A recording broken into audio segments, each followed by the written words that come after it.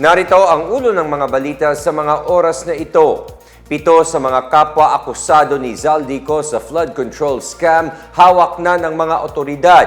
Pangulong Ferdinand R. Marcos Jr. hinimok ang iba pa na sumuko. Suporta para sa mga magsasaka at mangingisda na apektuhan ng bagyong Uwan, paiigtingin matapos umabot sa 4.19 billion pesos ang halaga ng pinsala. P20 Benting Bigas Master List Registry System inulunsad ng Department of Agriculture ngayong araw.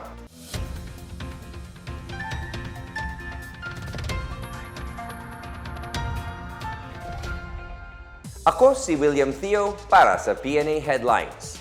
Hinimok ni Pangulong Ferdinand R. Marcos Jr. sina dating Ako Bicol Representative Zaldico at mga kapwa niyang akusado sa maanumalyang flood control project na sumuko at harapin ang kanilang mga kaso. Sinabi ito ng Pangulo matapos maibalitang nasa kustodya na ng mga otoridad ang 7 sa mga kapwa akusado niko. Sa kanilang ulat sa bayan na pinost sa social media, idinitalya ng Pangulo ang pag-aresto ng mga akusado matapos ilabas ng Sandigan Bayan ang arrest warrant laban sa kanila noong Biyernes. Kabilang sa mga akusado ang 10 opisyal ng Department of Public Works and Highways at 5 opisyal ng SunWest Incorporated, ang contractor na pagmamay-ari niko. Nahaharap sila sa kasong graft and malversation kaugnay ng 289.5 million pesos na flood control project sa Oriental Mindoro. Ayon kay Marcos, isa ang naaresto ng National Bureau of Investigation habang sumuko ang iba pa sa PNP Criminal Investigation and Detection Group at 2 pa ang handang sumuko. Babala ng Pangulo sa mga akusado, sumuko na at huwag hintayin tugisin sila ng mga otoridad. Tiniyak din niyang walang special treatment para sa mga maaaresto. Matatanda ang ipinangako ni Marcos Jr. na ipakukulong ang mga sangkot sa flood control scam bago magpasko. Sa lahat ng natitirang akusado, ang aking payo sa inyo ay sumuko na kayo. Huwag nyo nang antayin na habul-habulin pa kayo. Mas maganda para sa sitwasyon ninyo na sumuko na kayo para maganda ang inyong pagsagot sa mga aligasyon na dinala kontra sa inyo. Sa mga nagtatangkad tumulong sa pagtatago, tandaan ninyo na kahit papaano mananagot din kayo kung kayo ay nagtatago ng isang fugitive from justice. Tuloy-tuloy po ito. Hindi kami titigil, hindi kami hihinto. Pag-iigtingin ng gobyerno ang suporta sa mga magsasaka at mangingisdang naapektuhan ng Super Typhoon Uwan. Ito'y kasabay ng ulat na umabot sa 4.19 billion pesos ang tinatayang halaga ng pinsalang idinulot ng bagyo sa agrikultura. Ayon sa Disaster Risk Reduction and Management Operations Center ng Department of Agriculture, nakikipag-ugnayan na sila sa mga apektadong local government units para mapabilis ang kanilang pagbangon mula sa sakuna. Patuloy anya ang pagmonitor sa mga presyo ng bilihin, kalsada at ang galaw ng merkado sa mga naapektuhang lugar. Nagpapatupad naman ng price freeze sa mga pangunahing bilihin ng mga LGU na nasa state of calamity. Samantala, nagsimulang mamahagi ang mga Regional Field Office ng Cagayan Valley at Mimaropa ng rice hybrid seed, white corn seed at iba pang gamit sa pagtatanim. Nag-alok rin ng iba pang tulong tulad ng zero-interest loan na hanggang 25,000 pesos sa ilalim ng Survival and Recovery Loan, insurance payout mula sa Philippine Crop Insurance Corporation at mahigit 25,000 na sako ng bigas mula sa National Food Authority. Kasama sa 4.19 billion pesos na pinsala ni Uwan sa agrikultura ang mahigit 164,000 metric tons na nawasak sa halos 100,000 ektarya ng taniman. Mula dito, mahigit 732 million pesos na halaga ng bigas at mahigit 2.66 billion pesos sa high-valued crops ang sinira ng bagyo. Mahigit 85,000 magsasaka rin ang naapektuhan ng uwan.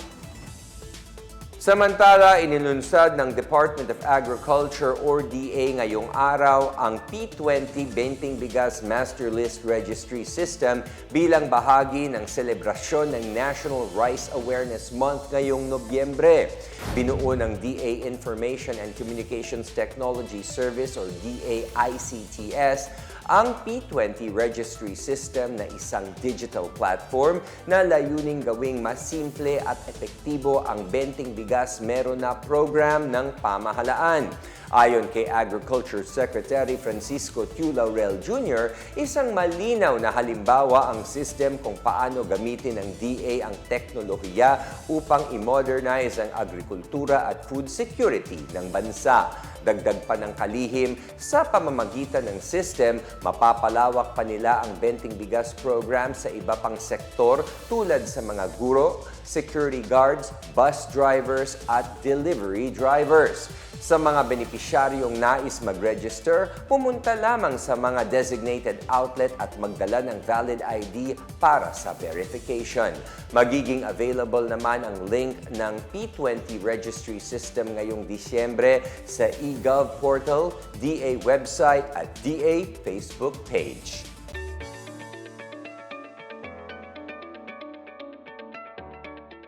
At sa balitang pangkalakalan, ipinag-utos ng lokal na pamahalaan ang 4 na buwang pagsasara ng fishing season sa Iloilo River mula December 1, 2025 hanggang March 31, 2026 para maibalik ang fish stock, paunlarin ang kabuhayan at pangangalagaan ang biodiversity ng ilog.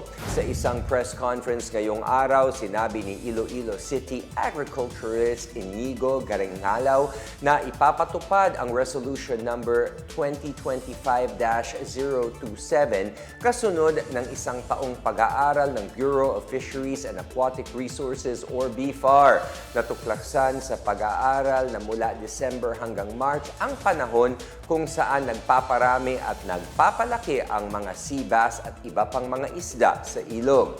Sakop ng ordinansa ang lugar mula Attorney Cesar M. Drilon Bridge hanggang Diversion Road Bridge. Ang mga lalabag ay maaaring magmulta ng 1,000 pesos or community service sa first offense, 2,000 pesos or community service sa second offense, at multang 5,000 pesos at pagkumpiska sa mga kagamitang pangisda at pag-impound sa mga bangka sa third offense. Kasalukuyang nakikipagtulungan ang city government sa Iloilo City Police, Maritime Group of the Philippine National Police at Philippine Coast Guard upang maipatupad ang closed fishing season.